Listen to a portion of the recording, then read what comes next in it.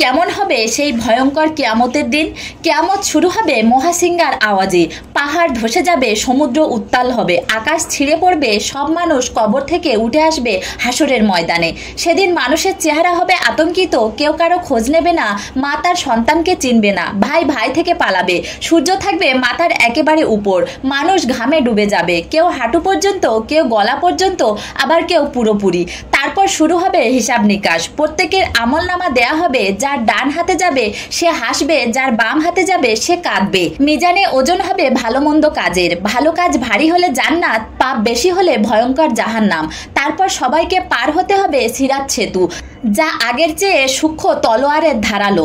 শেষে যারা উত্তীর্ণ হবে তারা পাবে শাস্তির জান্নাত, আর যারা ব্যর্থ হবে তাদের জন্য জাহান্নামের আগুন। এদিন হবে ভয়, কান্না আর অনুশোচনার দিন, কিন্তু আল্লাহর রহমতও সেদিন বড়, শাফায়াতের মাধ্যমে অনেককে মুক্তি দিবেন।